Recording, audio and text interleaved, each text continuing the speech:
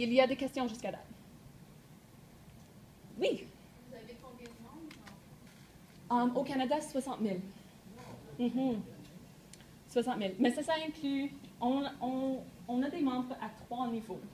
Alors, on a des membres qui sont des membres qu'on appelle des full members, des membres qui sont comme 100% membres, c'est des membres qui payent leur cotisation chaque mois, 15 $.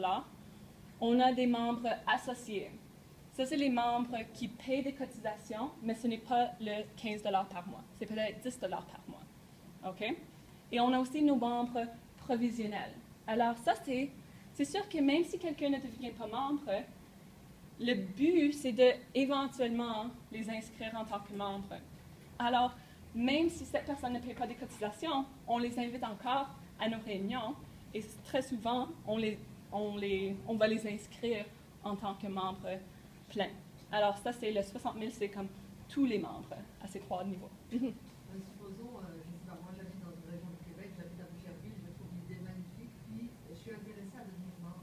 Mais là, à ce moment-là, comment ça se passe dans mon secteur? Est-ce que ça va être ma responsabilité à moi d'aller taper voisin par voisin pour dire, voilà comment ça fonctionne, voilà Acorn, est-ce qu'on peut se trouver un but commun pour travailler ensemble? Ou est-ce que c'est vous à ce moment-là qui vous dites, ben, on a un membre intéressé dans telle région du Québec, qu'est-ce qu'on peut faire, c'est quoi leur mandat, comment est-ce qu'on peut l'appuyer pour développer tranquillement C'est un peu les deux.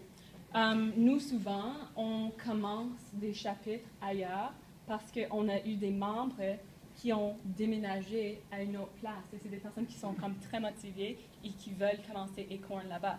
Comme la gang en Écosse, c'était des personnes qui ont juste lu le modèle de Acorn et trouvaient ça magnifique. Ils ont décidé de commencer ça, ils sont devenus membres.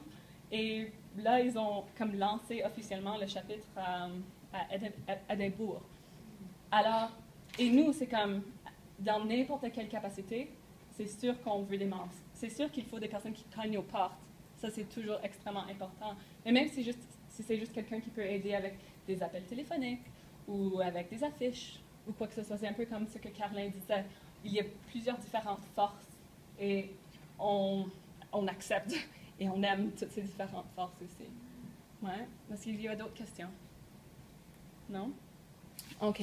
Je vais juste regarder mon petit papier, m'assurer que j'ai bien tout fait. OK. L'autre chose aussi, et on va en parler un petit peu dans la présentation PowerPoint, nous, on fait souvent ce qu'on appelle des calculs à l'envers. Alors, on fait souvent des buts et ce qui est génial et ce que moi j'aime bien de Acorn, c'est que c'est très, très mesurable. À chaque point, moi je sais exactement ce que j'ai fait parce que c'est moi qui a cogné aux portes, qui a inscrit ses membres, c'est moi qui les a poussés à venir à la réunion pour le comité d'organisation. C'est moi qui les a aussi poussés à venir à la grande réunion. Alors, on voit à chaque niveau, OK, c'est extrêmement mesurable. Là, si on veut quelque chose comme 100 membres à la réunion, on se fait souvent des objectifs comme ça. OK, 100 membres à la réunion. Qu'est-ce que cela veut dire? Nous, notre règle magique, c'est 1 sur 3. 1 sur, c'est un petit 1 sur 3. Alors, qu'est-ce que vous pensez que ça veut dire, 1 sur 3? 3 fois une personne. Bien, oui, pas juste ça, c'est 3 personnes qui disent « oui, je vais venir à la réunion ». Il y a une personne qui va venir. Oui, exactement.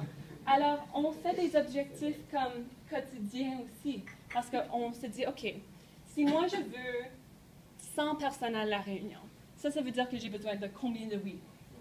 308. 308, c'est beaucoup. Ouais, alors ça veut normalement dire que oui, moi je dois parler à comme 900, 1000 personnes, OK? 900 ou 1000 personnes. Et nous, quand on cogne aux portes, le but, c'est pas juste de parler vite aux gens, c'est honnêtement de rentrer chez eux, d'avoir une longue conversation avec cette personne.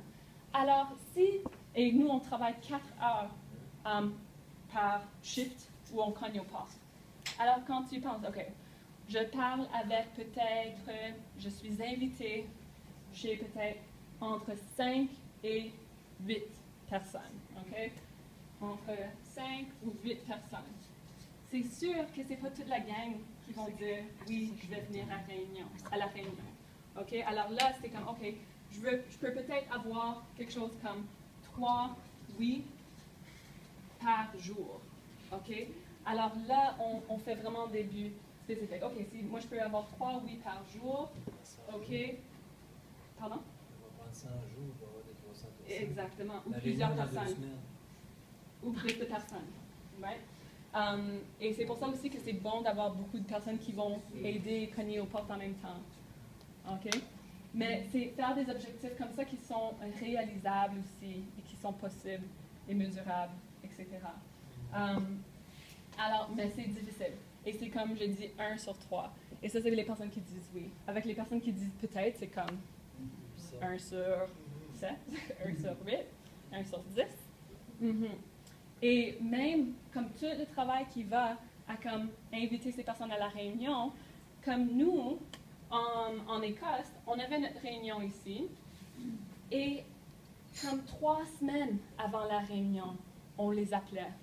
Alors la première semaine, on disait « Hey, est-ce que vous vous souvenez comment vous rendre à la réunion? » C'est comme, il faut toujours appeler avec une différente excuse, n'est-ce pas? Pour que ce n'est pas toujours répéter la même information. Alors, la première fois, c'était « OK, je voulais juste m'assurer que vous savez bien comment vous rendre à la réunion. » Deuxième semaine. « Oh, vous avez mentionné blablabla, blablabla quand on parlait.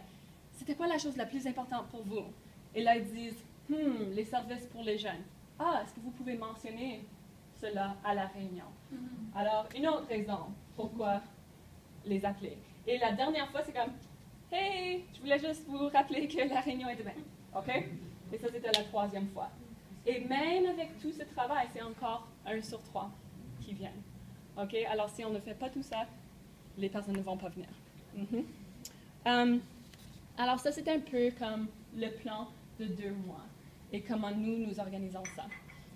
Et Adrien va parler un petit peu de ça aussi, mais c'est comme, même si c'est une campagne à long terme, c'est sûr que nos campagnes nationales, on ne va pas les gagner dans 2 mois. Mais l'important, c'est de toujours agrandir l'organisation, d'avoir de plus en plus de membres, et aussi de gagner des petites victoires qui vont dans la même direction que notre victoire générale, ou qui sont comme dans la même direction que notre campagne. Et ça aide, parce que ça continue le mouvement en avant.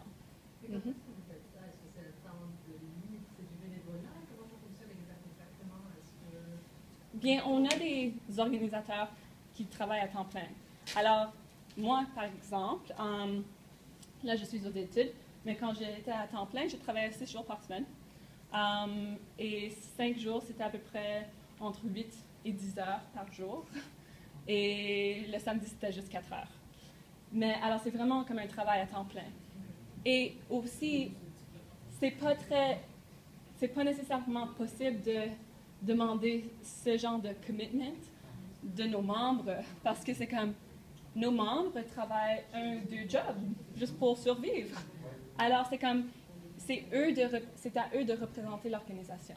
Et c'est à nous de faire tout le travail en arrière.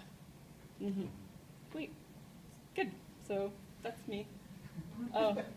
Et, ouais, maintenant, je vais donner la parole à Adrien qui va parler un petit peu du PowerPoint. Présentation PowerPoint, il y a aussi les bénévoles. Puis